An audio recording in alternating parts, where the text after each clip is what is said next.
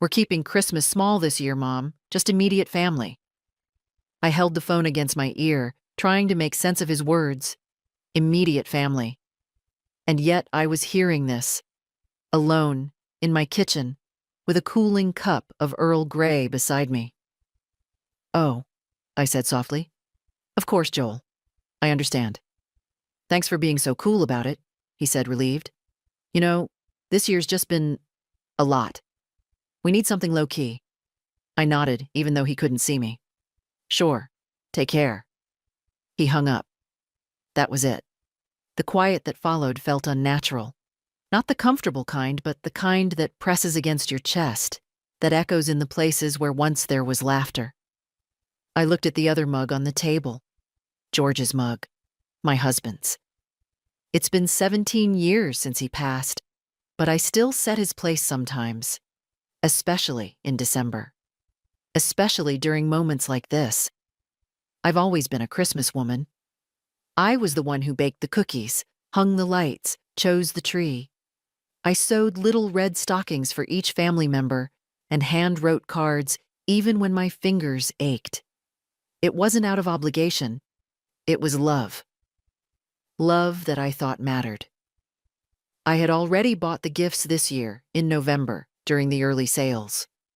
I had found a professional sketch set for Amy, a science kit for Zach, a sleek leather briefcase for Joel, and a handmade aroma lamp for Linda, the kind she once admired in a magazine I saw on her coffee table, each one picked with care. Wrapped with gold ribbons and tucked in boxes, labeled, ready. And now they were staying home. Without me. I walked to the living room, the one they helped me paint last year. Joel mostly supervising, Linda mostly scrolling. I'd thought it was a shared project. Now it felt more like charity, in hindsight. The tree stood in the corner, lights off. I hadn't decorated yet. I'd been waiting for the kids to visit, to let Amy place the angel on top like she always did. I sat in my recliner, pulled the wool blanket over my lap and looked out the window. A neighbor was putting up light-up reindeer and a plastic Santa that wobbled in the wind. Children ran across the street with red cheeks and candy canes. Everyone was preparing for something, except me. I thought I might cry. But no, there were no tears. Not tonight. Just that odd, pressing silence again, and a flicker of something I hadn't felt in years. Not sadness, not quite anger, something colder, and much, much clearer. The next morning, I woke up early, as always. Old habits are hard to break, and I've had a lifetime of early risings. For school lunches, Sunday roasts, surprise visits, and Christmas mornings that began before sunrise. But this morning, I stayed in bed longer than usual. There was no urgency, no noise in the hallway, no little feet running in slippers, no reason to get up and preheat the oven. Still, my hands moved on their own, brushing the blanket aside, finding the slippers, walking the familiar path to the kitchen. As if Christmas were still coming, just a little late. I made tea and sat at the window. My front yard looked just like always. A crooked snowman built by neighborhood kids, icicles forming over the gutters, footprints scattered like confetti. But inside me, something felt unfamiliar. I'd hosted Christmas every year since 1973. Through sickness, tight budgets, snowstorms, and one year when the turkey caught fire. Didn't matter. Everyone still came. Even if they were late, even if they forgot to bring dessert, even if they didn't help clean up, they came. And now I wasn't even asked. I thought about how it used to be. Joel would arrive first, always early, always checking if the parking was clear. Linda came later, arms full of gifts that looked like they came from catalogs, always wrapped in gold and navy, not a speck of red in sight. Amy and Zach would come running in, eyes wide, asking if the stockings were up, if the cinnamon rolls were warm. I still remember the way Amy used to lean into me when we read The Night Before Christmas together. I remember Zach's squeals when he opened his first bike. But those memories felt distant now. Like someone else's family. Like a movie I'd once watched and forgotten. The house was too quiet. Even the refrigerator's hum seemed louder. I glanced at the hallway.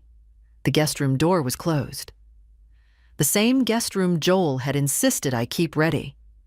In case we want to stay over sometime, Mom. They never stayed. They barely sat. It hit me all at once how the visits had become shorter each year. At first, they'd spend full days, then it was lunch. Then just dropping by. Then not at all. The last few Christmases, I was the one driving across town. I'd sit politely in their pristine kitchen, hand over my carefully chosen gifts, and watch as they unwrapped them without really seeing them. Linda always smiled, always said thank you, but her eyes were elsewhere. Joel checked his phone between bites. Amy and Zach were glued to their screens. One year, I made an old family recipe. Meat pies my mother used to bake. Linda took a single bite and said, "Oh, that's very traditional." She didn't finish it.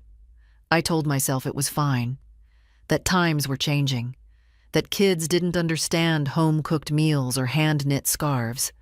But now I saw it for what it was. Distance. Not physical, emotional. Calculated. I stood up slowly and walked to the sideboard. There, tucked in a drawer, were all the photos from past Christmases. Dozens of them. Joel in a paper crown, Amy opening gifts in her pajamas, George carving turkey with his crooked smile. I flipped through them, one by one. Then I noticed something. In every photo, I was standing in the background. Holding the tray, carrying the plates, cleaning in the corner. Smiling, always smiling, but never seated. Never really seen.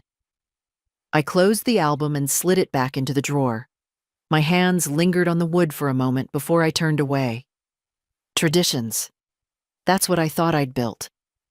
But maybe I was the only one who remembered them. The guest room in Joel and Linda's house was painted a soft gray with white curtains and a framed quote over the bed. "Family is everything." I remember standing in that room the first time Linda showed it to me. She'd flung the door open proudly and said, "And here's your little corner, Evelyn, for sleepovers or long visits. We wanted you to feel welcome." I smiled then, genuinely touched. I even brought over a pair of house slippers and an extra toothbrush the next week. I folded my nightgown into the dresser drawer, just in case. That was 2 years ago. I've never slept there. Never even sat on the bed. I noticed after a while that whenever I visited, the room was always full of something else. Holiday decorations, unopened boxes, Joel's golf clubs. One time, it was their new exercise bike. "Just temporary," Linda had said, brushing it off with a smile. It didn't feel temporary. I stopped bringing my overnight bag. They live in a house I helped them buy. $50,000 toward the down payment, taken from my retirement fund after George passed. Joel had said it was an investment in togetherness. I wanted to believe him. I signed the check without hesitation. I didn't even ask for repayment. They promised I'd always have a place there. And yet, this Christmas, I wasn't invited. I sat at my kitchen table, looking at the Christmas card I'd received from them last week. It had a photo of the 4 of them in matching pajamas in front of a fireplace. Not mine. Linda's calligraphy said, "Wishing you a warm and joyful holiday season." No invitation. No mention of dinner. Just warm wishes from afar. I flipped it over. Blank on the back. I thought about the first house Joel and Linda bought. It was smaller, older, closer to my neighborhood. Back then, Linda would ask for my help. Choosing curtains, organizing the pantry, minding the kids. She seemed to appreciate me. But over time, things shifted. Linda's smiles became tighter, her compliments more polite, her requests fewer. I once overheard her on the phone saying, "My mother-in-law means well. She just doesn't really fit in with our circle." That was 2 Christmases ago. She hadn't meant for me to hear it. But I did. I never mentioned it. Now I wish I had. They talk about inclusion, about family values. They buy books on mindfulness and donate to holiday charities. But they can't make room at their own table for the woman who kept their lights on more than once. I'm not naive. I know Linda has always found me quaint, too simple, too baking soda for cleaning and not enough essential oils. I don't belong in their curated version of life. Still, it hurts. I stood, walked down the hall, and opened my own guest room door. It's nothing special. Just a twin bed with a crocheted blanket and a tiny lamp George wired himself. But I've hosted so many people there over the years. Friends, neighbors, even Joel once when he fought with Linda and needed space for the night. It smells like lavender and old wood and something warm I can't quite name. I sat on the edge of the bed and folded my hands. They built a room for me that they never intended me to use. But here, in my own home, every room has memory. Real ones. Messy ones. Full of noise and food and accidental love. And maybe that's the difference. Maybe they built a house, but I built a home. I told myself I wasn't going to do it this year. No shopping, no wrapping, no digging through flyers for the best deals. Not after that call. But old habits don't die quietly. So there I was, standing in the middle of the department store, coat unbuttoned, scarf unraveling, list in hand. The same store I visited every December for nearly 50 years. The same soft carols playing overhead. The same garlands twisted around every checkout lane. And me, still here, still playing the part. Amy liked sketching, so I found the upgraded marker set she'd mentioned back in July. Dual tips, hundreds of colors, a case that zipped all the way around like a suitcase. Zach had started reading graphic novels, so I picked up the latest in that series with the strange talking cat. I didn't understand it, but I knew he'd light up. I even found a little jar of imported bath salts for Linda. Rose and sandalwood. Expensive. Delicate. Pointless. For Joel, I hesitated. What do you give a man who doesn't have time to call you? I wandered the men's section, fingers brushing over wool scarves, leather gloves, cufflinks behind glass. I settled on a pair of wireless earbuds. Top of the line. Something sleek and practical. Something modern. Something that said, "I'm trying to stay in your world." I carried the items to the register. The young girl behind the counter smiled and said, "Got a big Christmas planned?" I blinked. For a moment, I wasn't sure how to answer. "No," I said, finally. "Just keeping it small." She nodded, not noticing the pause. "Everyone's scaling back this year. Family's enough, right?" I didn't reply. On the way home, the weight of the bags felt heavier than usual. I used to feel proud walking back with my arms full. Proof of love, preparation, care. Now they just felt like burdens. Proof of something I wasn't ready to name. At home, I set the bags on the dining table and sat down beside them. One by one, I unwrapped the items from their glossy store bags. I folded them into tissue paper, tucked them into boxes. I tied each one with ribbon. I even wrote their names on the tags, like I always did. Joel, Linda, Amy, Zach. It felt automatic, familiar, painfully so. I stared at the stack when I finished. 4 boxes. 4 ghosts. Because that's what they were. Not gifts, but echoes. Echoes of a woman still trying to earn a place she already should have had. I looked at the small drawer in the hallway where I kept the old cards. Hand-drawn ones from the kids, Messy scrawls that said, "Love you, Grandma, and you make the best cookies." I ran my fingers across them. Then I looked back at the boxes. This year, they wouldn't be carried to someone else's tree. Not this time.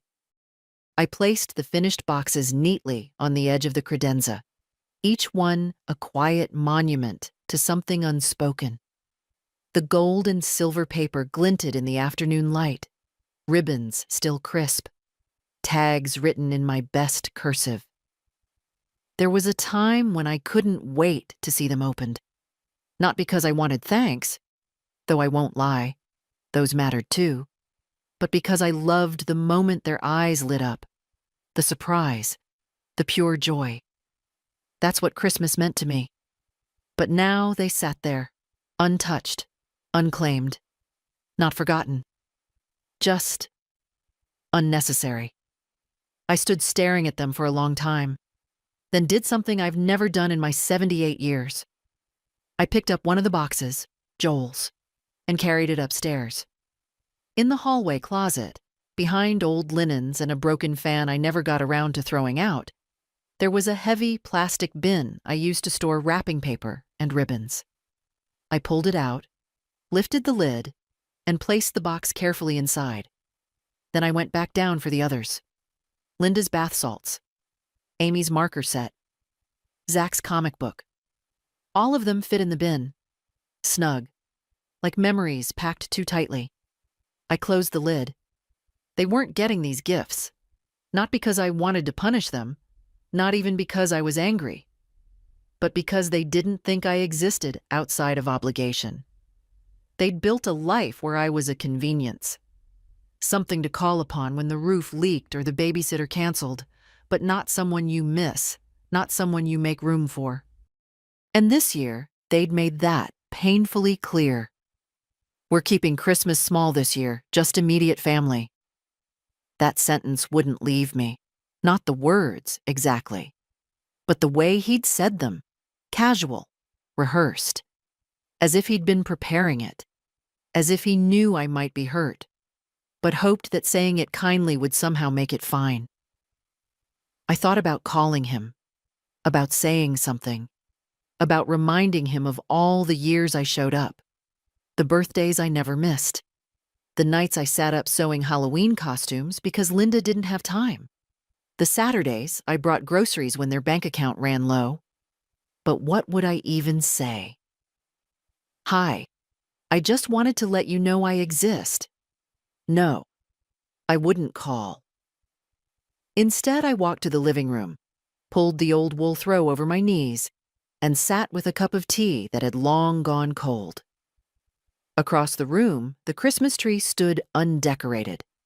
I'd been saving that for when the kids visited, for Amy's touch with the ornaments, for Zach's habit of hanging everything too low, for Joel's inevitable teasing. "Mom, this tree's as short as you are." But there wouldn't be any visits, not this year, so the tree would stay bare. Maybe that was better anyway.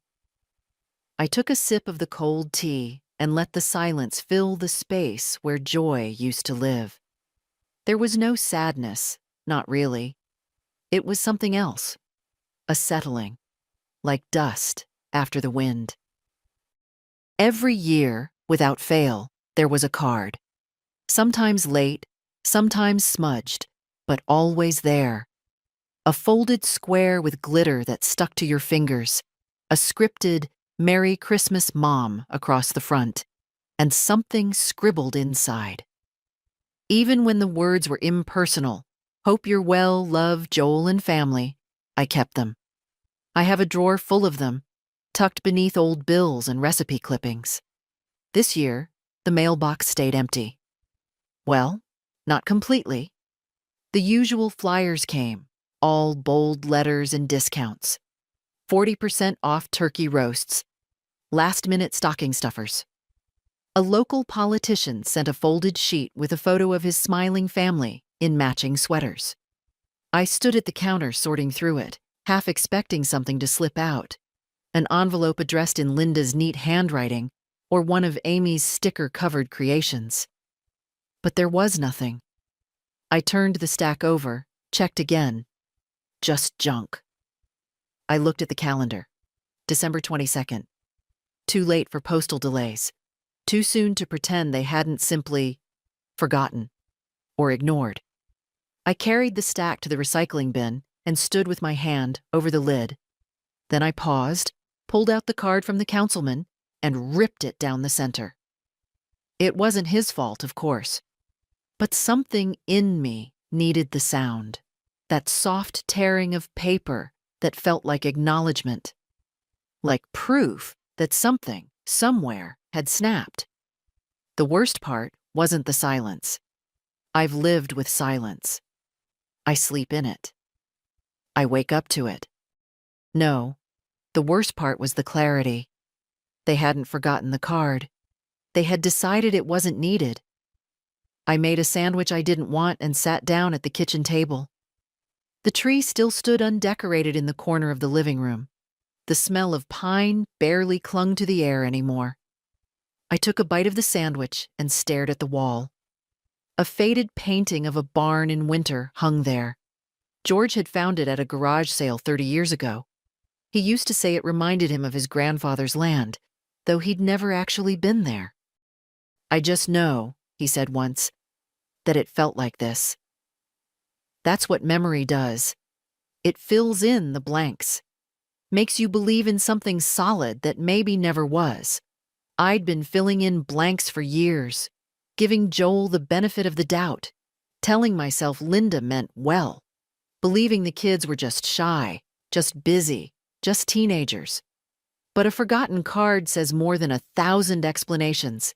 It says, "You weren't even a thought." I looked out the window. The neighbor's inflatable Santa had collapsed sideways during the night.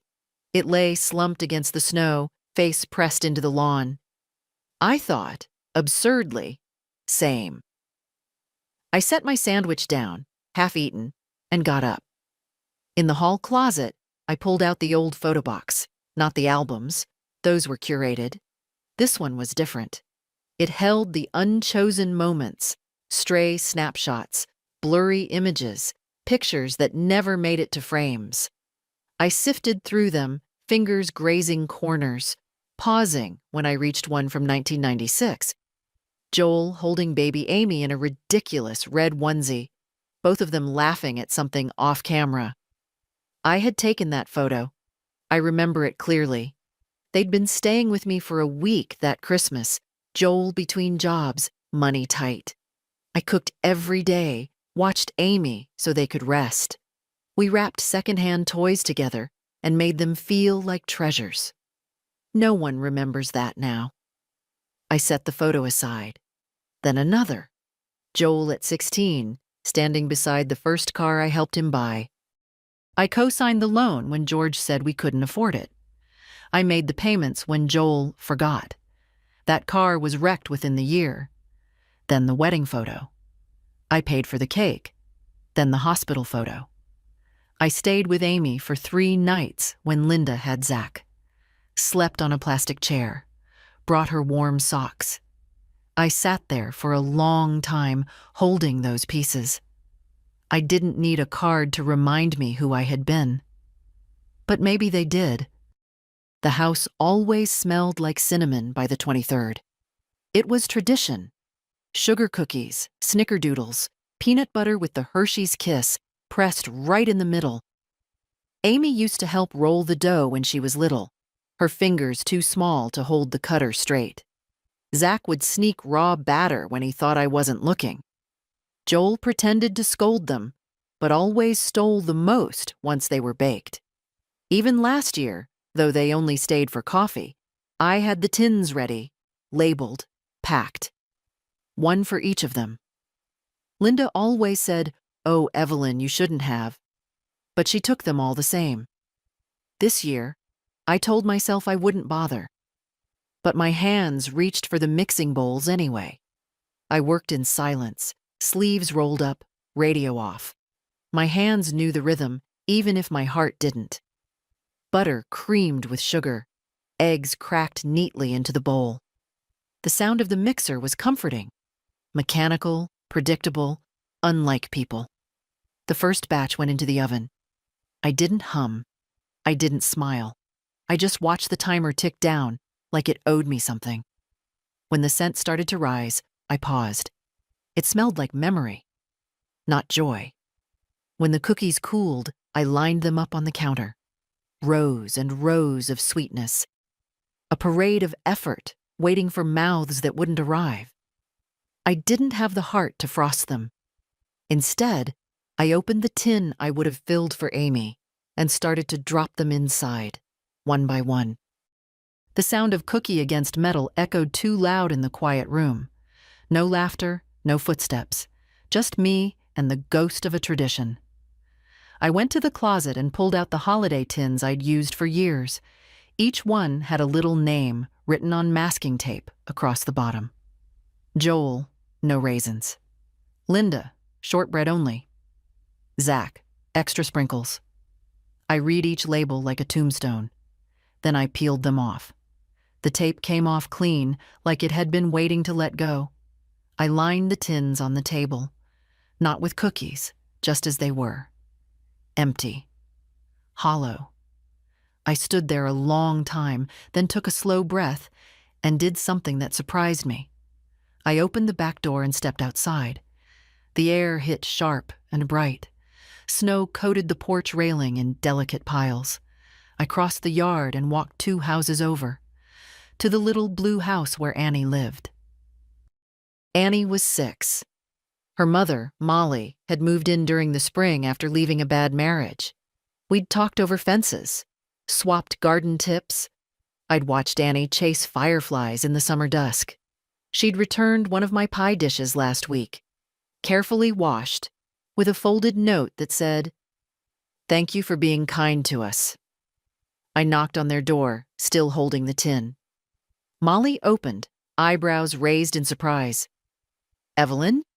Hi, sweetheart. I baked too much. Thought you and Annie might enjoy some." Her face softened. "That's very sweet of you.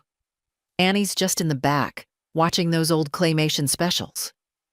I smiled, and something warm cracked through the cold shell around my chest.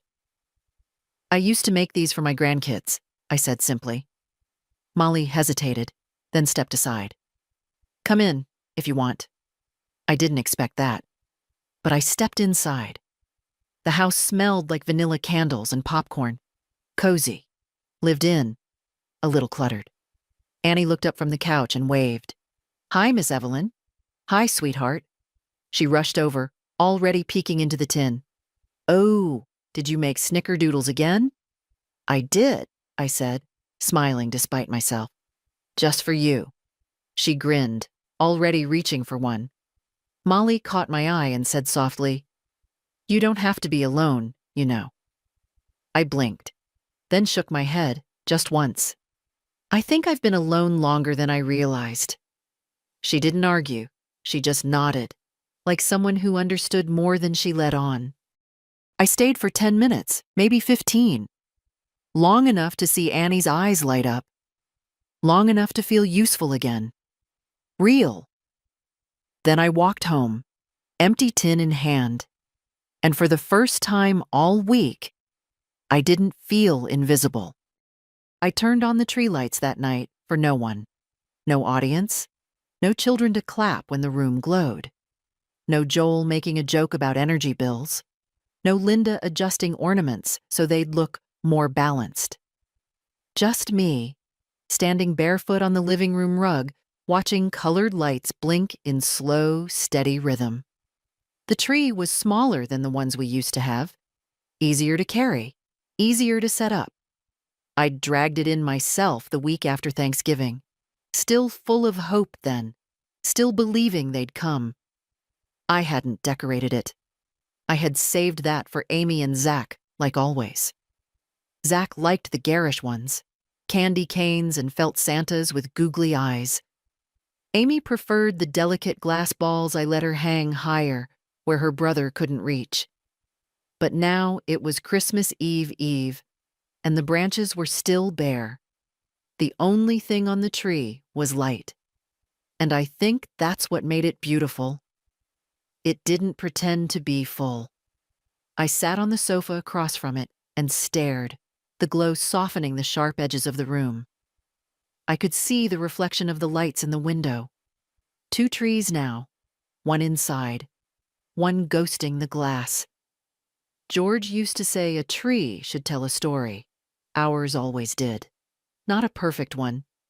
We didn't color coordinate or buy new ornaments every year.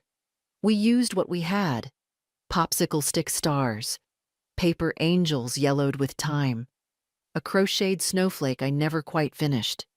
He'd lift Joel up when he was small to place the topper. Later, Joel would lift Amy. It was always a family moment, a ritual. I didn't know then it was something you could lose. I looked at the box of ornaments still sitting unopened by the fireplace. I thought, briefly, of pulling them out, of finishing what we always started. But it didn't feel right anymore. Not because I was angry, because it would have been pretending. Pretending this was still a house waiting for someone. Pretending they might walk through the door, cheeks flushed, arms full of gifts, saying, "Sorry we're late, Mom." They weren't coming. And this tree didn't need anything else. It wasn't empty. It was honest. I poured a small glass of brandy, the bottle I kept in the back of the pantry for special occasions, though I hadn't opened it since George passed, and toasted the tree. "To quiet truths," I whispered. The glass clinked against itself. Then I stood and walked to the mantel. There, among old photos and knickknacks, was the framed picture of George and me on our last Christmas together. He wore that ugly green sweater Amy had picked out. I wore a Santa brooch he always said made me look dangerously festive. We looked tired, but we were smiling. I touched the frame gently. "If you were here," I said quietly, "I wouldn't have to explain why this hurts." He always saw things before I did. He was the first to notice Joel pulling away, to hear the silence beneath Linda's politeness, to catch the flickers of disinterest in Amy's eyes. "Don't chase them," he once told me. "Let them come to you." But I did chase. I kept calling, giving, forgiving. I thought that's what mothers do. Maybe it is. But there comes a day when you look at a bare tree and realize it's still standing, even without the ornaments, even without the noise. I turned off the overhead lights and sat down again. The tree glowed quietly, and for the first time this season, so did I. It was almost dusk on Christmas Eve when I heard the knock. Not loud, hesitant, like whoever it was hadn't made up their mind about being there. I wasn't expecting anyone. Certainly not family. I paused in the hallway, uncertain. A small part of me hoped, absurdly, that it was Joel, that he'd come with some apology, some warm excuse, a peace offering of words too late but still welcome. But when I opened the door, it wasn't Joel. It was Annie, the neighbor's daughter. 6 years old, bundled in a purple puffer jacket with one mitten missing. She was holding a pie dish in both hands, wobbling slightly under its weight. "Hi, Miss Evelyn," she said. "Mom said to bring this back." I blinked. The dish I'd sent over with cookies days ago. I'd forgotten all about it. "Thank you, sweetheart," I said, reaching for it. "Did you have a nice Christmas Eve?" She nodded. "We made lasagna and watched a movie where a dog saves Santa. I liked it. There were a lot of snow explosions." I smiled, picturing it. "Sounds exciting." She hesitated, glancing behind her toward the street, where Molly's car idled. The headlights glowed through the light snowfall. Then Annie looked back at me, her voice smaller now. "Mom said I could ask if you wanted to come over, for Cocoa." I felt something catch in my throat. Cocoa. Not an invitation wrapped in pity. Just Cocoa. Simple. Warm. A door not closing. I looked past her to Molly, who lifted a hand in a gentle wave, her expression open but not pushing. Just an offer. Just grace. I think I'll stay in tonight, I said softly, touching Annie's arm. But thank you, love. That means a lot. Annie nodded solemnly. Okay, Mom says you're the best baker on the street. I chuckled. She hasn't tried my lemon squares yet. Maybe next time? She asked, already stepping backward. Maybe next time. I watched her skip down the walkway, the empty pie dish still warm in my hands. When I stepped back inside, the quiet greeted me again, but it felt different this time. Less like loneliness, more like a pause, a deep breath. I carried the dish into the kitchen and set it on the counter. Then, without really planning to, I opened the pantry and pulled down the good cocoa. The kind I saved for guests who didn't come. I poured milk into a pan and let it warm. Added cinnamon. A touch of vanilla.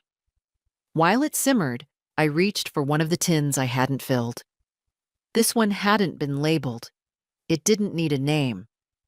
I placed a few cookies inside and snapped the lid shut. Back in the living room, I settled into my chair by the window with the cocoa and a cookie. Outside, lights twinkled on porches. Cars crawled through the snow with muffled music leaking from their windows. Everyone was going somewhere. And me? I wasn't. Not this year. But I wasn't waiting anymore either. The knock at the door hadn't been the one I expected. But maybe it was the one I needed. Christmas morning came quietly. No rush of footsteps. No sleepy children dragging pillows into the living room. No rustle of wrapping paper or coffee brewing for guests. Just the slow creak of old floorboards and the soft hum of the radiator. I sat in my kitchen robe, hands wrapped around a second cup of tea, staring at the pine tree in the corner. Still undecorated. Still beautiful in its own quiet way. I'd never had a Christmas like this. Never spent one alone. Not really. But I didn't feel empty. I felt clear. After breakfast, I walked to the side drawer in the hallway, the one George used to call my command center. Bills, documents, receipts, all carefully filed in manila folders. I pulled out the one labeled Family Finances. There it was. Every check I'd written over the years, the mortgage down payment, the private school fees, the new SUV Linda insisted was safer for snowy roads, grocery loans that were never paid back, short-term emergencies that turned into long-term patterns. Joel had power of attorney over one of my smaller accounts, just in case, I'd told myself, in case of an emergency, in case something happened to me. Turns out something had. I dialed the bank. A cheerful young man answered. Good morning and Merry Christmas. This is Evan from First Horizon Bank. How can I help you today? Merry Christmas, Evan. My name is Evelyn Parker. I'd like to make some changes to my accounts. Of course, Mrs. Parker. I'll just need to verify your identity first. We went through the motions, address, birth date, last four of my social. Once verified, I didn't hesitate. I want to cancel all automatic payments and scheduled transfers associated with my son, Joel Parker, or any accounts bearing his name or access. There was a pause on the line. I imagined Evan blinking at his screen. Understood, Mrs. Parker. I do see some active links. Would you like me to deactivate the power of attorney as well? Yes, I said. Effective immediately. Another pause. Then typing. It's done. You'll need to come in after the holiday to sign the final revocation paperwork, but the access has been temporarily suspended. Thank you. Is there anything else I can assist you with? I looked at the untouched gifts stacked neatly in the bin by the coat closet. Yes, I said. I'd like to open a new trust account under the name of Annabelle Reeves. She's 6, lives 2 houses down. Another pause. A child? Evan asked, cautious. A friend, I said. Someone who remembers to knock. He didn't ask more, just typed. When I hung up, my hands trembled slightly, not from fear, from relief. I wasn't angry anymore. I was done. Done explaining myself. Done reaching into my pockets like love depended on it. Done offering parts of myself that no one wanted, only used. That afternoon, I wrapped one of the cookie tins in brown paper, tied it with twine, and wrote on the top, "For Annie. Merry Christmas from your neighbor." I walked it over quietly, left it on their porch, and stepped away before the door could open. Back home, I stood at the window and watched the street. Joel wasn't coming. No one from that house was. And for the first time, I didn't hope otherwise. Because no isn't just the absence of a yes. It's a decision. It's a boundary. It's the beginning of something new. The gifts stayed in the bin by the coat closet, untouched. I didn't plan to move them again. I liked them where they were, neatly stacked and sealed, not as offerings, but as reminders of who I'd been, of what I'd stopped being. I opened my notebook, the plain one I kept for grocery lists and reminders, and tore out a blank page. Then, slowly, I began to write. Not a letter, not even a list, just names. Names of people who had shown up, not out of obligation but out of kindness. Molly, Annie, my old friend Cora from church, who still called every month without fail. My late neighbor Stanley's daughter, who always asked if I needed help shoveling after snow. These were the ones I'd overlooked, lost in my focus on a family that only saw me when it was convenient. I closed the notebook, folded the paper once, and placed it in the cookie tin that was meant for Joel. I'd use that list as my new address book. It was time to reassign my heart. Later that evening, I pulled out my best sweater, navy wool, hand-knit years ago. George always said it brought out my eyes. I wore it now, not for anyone else, but because it felt like armor. Then I lit a candle in the window, not for them to find their way home, but to remind myself I was still here, still warm, still standing. I spent the rest of the night writing cards, not the kind you buy in bulk with scripted messages, but blank ones, simple cream with thick envelopes. I wrote 3. 1 to Annie. Thank you for being brave enough to knock. You reminded me that kindness has no age. 1 to Molly. Your warmth reached further than you know. You made space for someone most people overlook. 1 to myself. That one took the longest. Evelyn. You forgot for a while who you were, but you remembered just in time. You are not less because they don't see you. You are not invisible because they look away.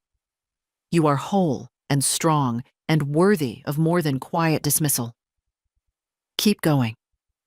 I sealed it, placed it on my bedside table, and went to sleep with something I hadn't felt in a long time. Resolve. I woke up on December 26th to a quiet morning and a blue sky. The snow had crusted overnight, thin ice sparkling across every surface. It looked like the kind of morning that begged for purpose, not routine, not waiting, something real. I didn't reach for my phone. I didn't check for messages. Instead, I reached for the list I'd made, the names, the people who'd shown up in small, quiet ways, who'd seen me not as a task or a seasonal duty, but as a person. It was time to return the kindness. I filled 3 tins with the remaining cookies, popped ribbons on top. No names this time, just small notes that read, "Thank you for being good." Then I did something even bolder. I took the rest of the wrapped gifts, the ones with Joel's name, with Linda's, with Amy's and Zach's, and I peeled off each tag. Slowly, deliberately. They came off easily, like they'd never belonged. I rewrapped only one, the sketch set for Amy, because that could still bring joy to someone else. That afternoon, I drove across town to the shelter I sometimes donated to. I'd never been inside, only dropped off items in bins, left checks, stayed in the background. But today, I parked and walked in. The warmth of the place hit me instantly. Smells of soup, of laundry detergent, of too many coats and not enough space. It felt human. The woman at the desk looked up. "Can I help you?" I nodded. "I brought some things. Gifts, if that's all right." She stood. "It's more than all right. Come in." I followed her into a narrow room where children played with worn toys, and a man strummed a guitar softly in the corner. People looked up. Some smiled. Some didn't. I placed the gifts on a side table. One girl, maybe 9 or 10, hovered near, eyes wide. I handed her the tin with the smiley face sticker. She clutched it like it might disappear. "Thank you," she said. Quiet, but clear. And that was enough. I didn't stay long, just enough to look around and understand something I should have known years ago. Family doesn't always live in your house. Sometimes it lives in the way someone holds a cookie like treasure, in a stranger's open door, in the knock of a child carrying back a pie dish. I drove home lighter. Not because I'd given away so much, but because I'd finally stopped giving to people who didn't care that I did. That night, I stood by my window, watching the wind lift snow off the trees like glitter. My tree still glowed quietly, bare as ever. But it didn't feel lacking. It felt honest. The phone stayed silent. But the silence no longer felt like punishment. It felt like peace. Joel was the first to notice. It happened on the morning of the 27th, when he logged into the family account to check the automatic payments. He always waited until after the holidays. Smarter to let the gifts go through, the utilities post, the mortgage debit quietly roll out. Except this time, nothing had rolled. No transfers, no deposits, no scheduled payments, just silence. At first he thought it was a glitch, maybe a delay from the holidays, maybe a technical issue. But then he tried to access the secondary account, the one I had linked to help him manage cash flow during tight months, and found the access denied. His name had been removed. The authority revoked. He called the bank, his voice clipped, impatient. The clerk confirmed it. The account holder had made official changes. Access restrictions were now in place. A revocation form was pending signature. "Who?" Joel asked, though he already knew. "Mrs. Evelyn Parker," the voice on the other end said. His mouth went dry. At first it didn't feel real. He sat in the home office, blinking at the screen, half expecting it to refresh with different information. Then he picked up his phone and called me. I didn't answer, so he texted. "Joel, hey Mom, I think there's been some sort of banking error. Can you call me when you get a chance?" An hour passed. Then another. No reply. He started pacing the kitchen. Linda stood by the sink, pouring herself coffee, watching him without saying anything. Finally, he snapped. "Did you notice anything weird on Christmas?" Linda raised an eyebrow. Besides the fact that she didn't send the usual gifts? He turned to her. "Exactly. Nothing. Not a card, not cookies, not a single thing." Linda shrugged. "Maybe she's finally pulling back. I mean, you did say we wanted space." He stared at her. She kept stirring her coffee. "And what about the fact that she didn't call once?" he asked, voice rising. "Didn't even text the kids?" Linda exhaled slowly. "Joel, you told her we were keeping it small. Immediate family." "She is immediate family," he snapped. Linda didn't reply. At that moment, Amy walked into the kitchen. "Mom? Dad?" she asked. "Did Grandma send presents this year?" They both looked at her. "No," Joel said, "not this time." Amy hesitated. "I thought she always did." Linda gave her daughter a tight smile. People change, sweetheart. Maybe she's tired. Zach appeared in the doorway. But she sent cookies last year. Did she get sick or something? Joel opened his mouth to answer, but nothing came. Because the truth was, he didn't know. He hadn't called on Christmas, hadn't even checked in. And now, for the first time, something dawned on him. She hadn't forgotten them. She had chosen not to be there. He left the room, phone in hand, and dialed again. Still no answer. He opened the front closet, expecting to find the stack of gifts she usually delivered. Left by the door if she thought they were out. But there was nothing. He went out to the porch, checked the mailbox, peeked behind the potted plant where she sometimes left a tin of cookies with a little note tucked inside. Nothing. No note. No cookies. No Evelyn. Later that day, he called the bank again, asked if anything else had been changed. The clerk was polite but firm. His access was gone, and a new trust account had been opened, under someone else's name, a child's. Not Amy, not Zach. Someone he didn't know. That evening, he sat on the edge of the bed, staring at the carpet while Linda brushed her hair in the mirror. "She's really done with us," he said quietly. Linda stopped brushing. "She cut us off." Still, she said nothing. And that, Joel realized, was as close to a confession as he would get. The phone rang just after noon. I saw his name light up on the screen. Joel, my son. My boy who used to sleep with one foot out of the covers, who once cried because he thought he'd hurt a ladybug. The same boy who now only remembered me when something stopped working. I didn't answer. The ringing echoed through the room like a challenge. I sat in my chair by the window, hands wrapped around a warm cup of tea, watching flakes of snow drift across the road. It rang again, and again, then stopped. Then came the text. "Joel, Mom, please call me. I think there's been some confusion. I just want to talk."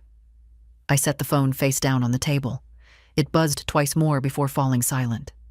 He didn't want to talk. He wanted to undo. Undo the silence. Undo the stillness. Undo the decision that finally said, "No more." I understood his confusion. For so long I had been reliable. Not in the good sense, but in the taken-for-granted one. A pantry always stocked. A checkbook always open. A calendar always clear. But now I'd changed the terms. And people don't like it when furniture starts speaking. He called again in the evening. This time, he left a voicemail. His voice was tight, measured, too polite. The tone people use when they're trying not to sound guilty. "Hi, Mom. Just wanted to hear your voice. The kids were wondering why they didn't hear from you on Christmas. I told them you probably got busy, or maybe your phone was off. Anyway, give me a call when you get a minute. We missed you." He hung up without saying, "Love you." I didn't miss that part.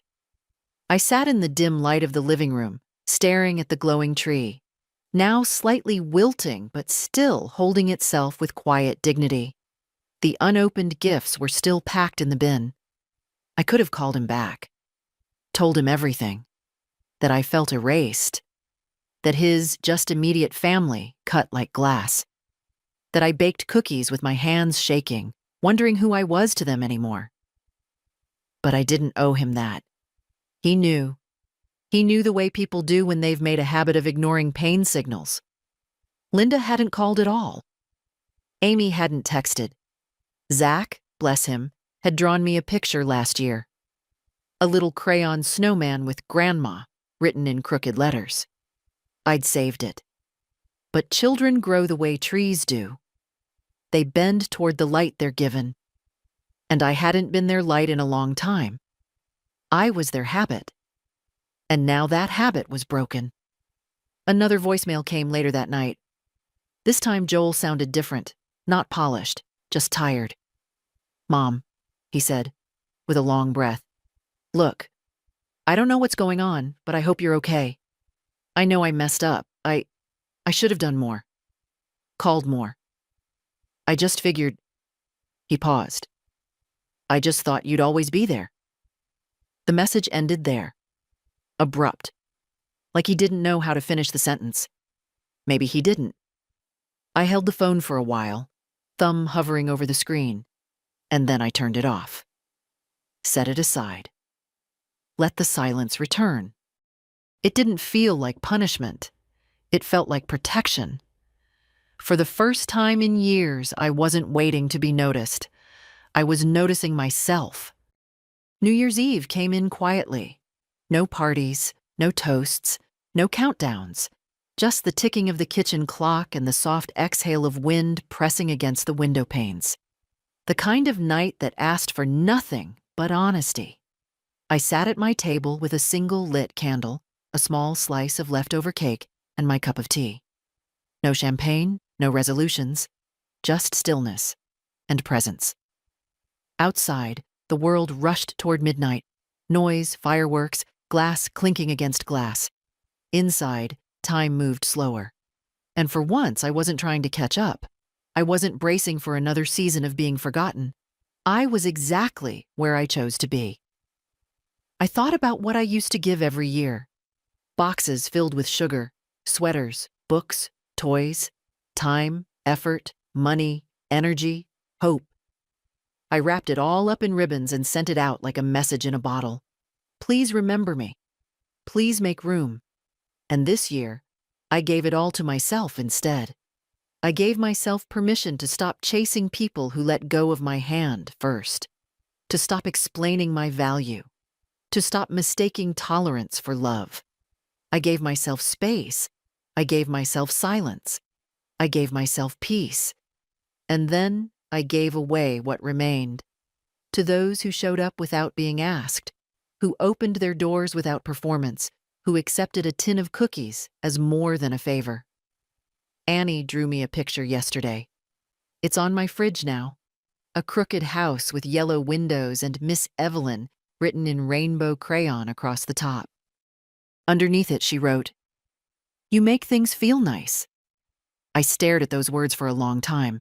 Not "you bake well," not "thank you for gifts," not "you help us." You make things feel nice. Isn't that what love is supposed to be? Joel never called again after the 27th. Not on New Year's, not after. And I didn't call him. Maybe he will one day. Maybe he won't. But I'm not sitting in that silence anymore, wondering what I did wrong. I didn't do anything wrong. I gave, and gave, and gave. Until I realized I didn't have to keep proving I was worth being chosen. Because I was never the one who left. I was the one carrying the gifts up the stairs, unopened. Now, they stay where they belong, packed away, quiet, no longer begging to be loved. And me? I walk lighter. I smile more. I rest in the dignity I reclaimed.